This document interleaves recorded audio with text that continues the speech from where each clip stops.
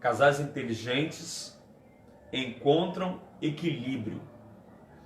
É muito importante entender que a busca de construir um relacionamento saudável, aonde nós podemos saber o papel que desempenhamos, tanto como sacerdotes, como do lar, como o sacerdote da igreja.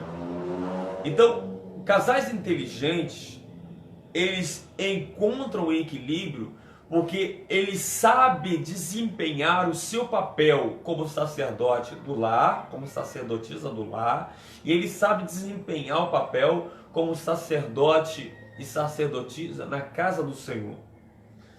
Então, buscar compreender a sua missão no casamento. Talvez esse seja o fator primordial. A consequência disso é ser feliz. Quando você descobre a sua missão, qual é a minha missão, pastor? Como homem de Deus, como marido, como esposo. Qual é a missão como esposa no lar? Dentro dessa questão, quando essa identidade ela está definida e vocês conseguem assimilar a diferença do sacerdócio do lar para o sacerdócio na igreja, aí sim começa a haver os valores construídos de forma em que eu sei trabalhar com equilíbrio. É muito importante, eu e a pastora, nós somos pastores. E às vezes as coisas tomam proporções. Verdade. E a gente saber momentos, e é um desafio. Eu não estou dizendo aqui, nem eu nem ela, estamos dizendo que é fácil. Mas a gente, como eu disse, casais inteligentes crescem juntos, porque eles encontram o equilíbrio. Qual é o equilíbrio? O equilíbrio é você ser o sacerdote da igreja, na igreja, ser o sacerdote do lar, no lar, o tempo para os filhos, o tempo para a esposa e o marido, o tempo para a igreja. Nada pode ficar demasiadamente maior ou menor do que o outro. Isso chama-se equilíbrio.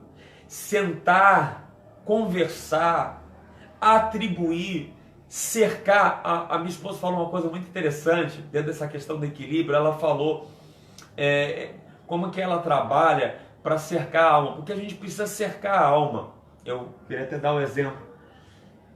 A dificuldade de beber água, né, amor? Verdade. Eu passei uma luta por muitos anos para me conseguir ter disciplina de beber água constantemente por causa de alguns problemas no meu estômago. E aí o que acontece? Ela alcançou, encontrou mecanismos que ela fez e elaborou para que ela pudesse ser cercada de tal forma em que ela entendesse: eu preciso beber água, preciso beber água, preciso beber água. O que eu quero dizer com isso? O casal inteligente, ele vai arrumar disciplina. A palavra é essa. É ruim, soa ruim, né? Muitas das vezes, porque a gente vive numa sociedade muito indisciplinada. Verdade. Essa que é a verdade. E a gente traz essa indisciplina para dentro do casamento. Aí até parece que fazer disciplinado é mecânico, não É é romântico. Não é romântico. Mas na verdade, torna-se muito mais saudável, torna-se muito mais atrativo, torna-se muito mais até para se ter o romântico quando se tem disciplina. Por quê? Porque você sabe o momento em que, por exemplo, vou falar de mim.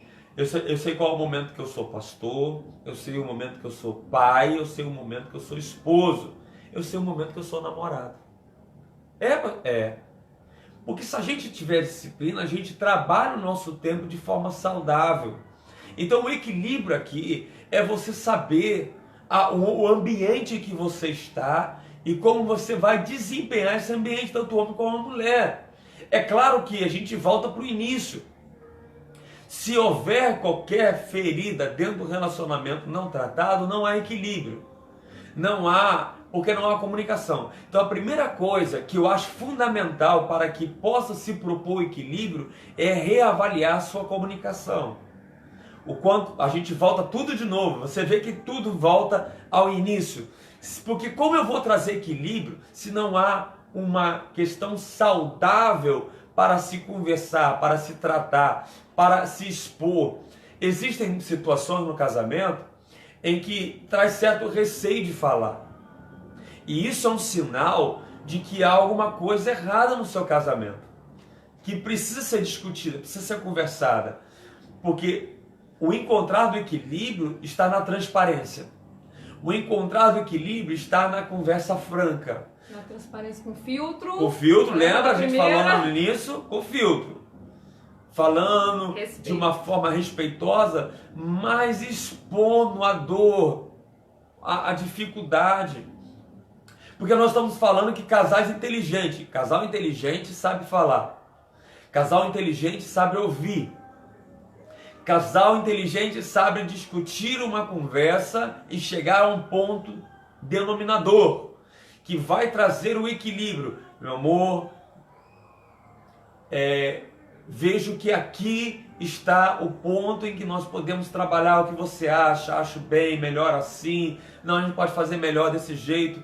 Sabe, expor ideia e não ser uma ideia única, mas ela ser conversada, melhorada. Você tem uma ideia, marido, e a esposa diz, olha, mas se a gente fizer assim, poxa, vai ficar melhor. E é isso que trabalha a questão do ser saudável, porque a disciplina, ela não pode ser, quando se fala em disciplina, escute bem, eu estou falando de disciplina na questão de duas pessoas chegarem a um denominador comum. Eu não estou falando de disciplina dentro de um autoritarismo, você chegar para sua esposa e falar assim, a partir de hoje é assim, porque a gente precisa ser disciplinado. Não é isso. Disciplina que eu estou falando aqui é um casal sentado, organizar a sua vida de forma inteligente acerca da sua vida espiritual, da sua vida emocional, do seu namoro, da sua vida sexual. Organizar, pastor, organizar. Nós somos, a gente hoje está num tempo de quarentena, a gente está desenfreado. Ou melhor, desacelerado, melhor dizendo. Mas nós vivemos tempos em que a gente estava assim, ó, tudo ao mesmo tempo, você trabalha e filho, e às vezes alguma área da sua vida vai ficar em déficit, negligenciada. E aí o que acontece? Você não consegue desenvolver, porque não tem equilíbrio.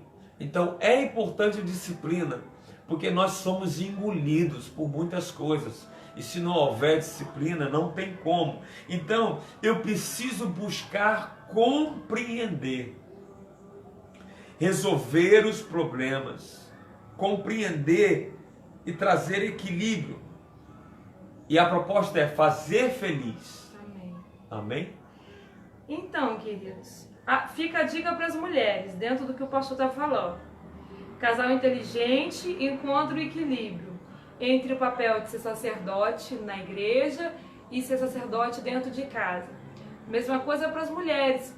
Encontrar equilíbrio. Eu sei que, por exemplo, uma mãe que está com um bebê, ela vai priorizar e dar mais tempo e gastar mais energia sendo mãe. Isso aí, a gente entende que há tempo para todas as coisas. Teve o tempo da lua de mel, gastou mais energia na lua de mel. E agora quem tem um bebê gasta mais energia sendo pai e mãe. E enfim, aquele que está fazendo uma faculdade gasta muita energia trabalhando durante o dia, fazendo a faculdade durante a noite. Eu acho que se você entender, discernir o tempo do seu relacionamento, isso vai favorecer para aquilo que o pastor está falando, achar o equilíbrio. Existem fases, amém? Se você conseguir compreender melhor. Existem fases que você precisa entender que Olha, existiu a fase da lua de mel, depois existiu a fase onde um ou outro foi fazer uma faculdade, existiu a fase do bebê, existiu a fase do filho adolescente que esquenta a cabeça dos pais. Ei, cada casal tem uma fase. Tem o casal que está namorando, que está na fase da descoberta, mas pode ser muito ansioso e querer atropelar a fase da descoberta e querer casar logo. Queridos, a gente precisa ter sabedoria para discernir as fases que a gente precisa passar. A criança, ela não nasce correndo, ela nasce sem saber nem comer. O ser humano, ele aprende a comer, ele aprende a falar, são fases, são etapas. Eu acredito que o casamento também tem as suas fases e as suas etapas. Tem casal que estagnou. Ele não consegue passar para a próxima fase. Então é um casal que não consegue amadurecer. E aí dentro de casa começa a ter aquelas coisas assim: eu acho que meu casamento caiu na rotina, pastora. Eu acho que meu casamento, ele tá maçante. Ele tá a mesma coisa, sabe aquela linha tênue assim, a mesma coisa? E tem gente até que briga para ver se melhora, assim, anima mais um cadinho, para dar mais atenção. Parece estranho falar isso, né? Mas tem gente que chama pra brigar, né? Briga um com o outro só pra poder... Aquele negócio que tá assim, ó... aquela rotina, dá uma animadinha. Esse caminho não é o melhor. O melhor caminho é você descobrir qual é a fase que você, casal, está e vivenciá-la da melhor maneira. Por exemplo, nós estamos agora num tempo de ficar em casa. E é um tempo que as pessoas que trabalham em determinados setores estão indo trabalhar e outros estão ficando em casa. Quando chegar a hora de sair, quando chegar a hora de voltar para as escolas, voltar para as faculdades, voltar para as suas outras rotinas, você vai ter que entender que você vai ter que se adaptar de novo a um outro ritmo. Então tem tempo para todas as coisas, você tem que descobrir qual é a fase. Qual é a fase do seu relacionamento? Então, eu tenho 34 anos de idade, o pastor tem 41.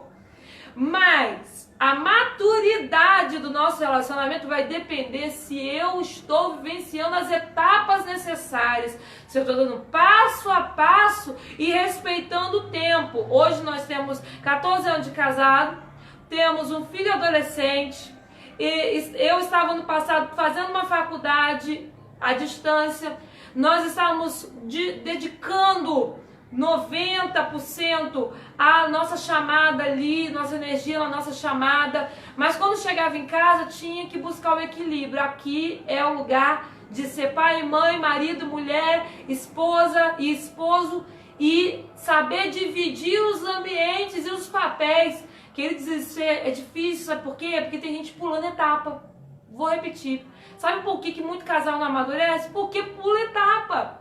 Na hora que é para um fazer a faculdade e o outro ficar com a criança, pula etapa. Não há um trabalho em equipe, sabe? Não todos os dois querem a mesma coisa ao mesmo tempo, não abre mão de nada. Eu lembro quando, falando de etapa, quando eu estava grávida do Samuel, eu estava de resguardo e o pastor foi chamado para fazer algo. Ele não era pastor, estamos falando de conflitos que surgem entre igreja e casamento, igreja e relacionamento.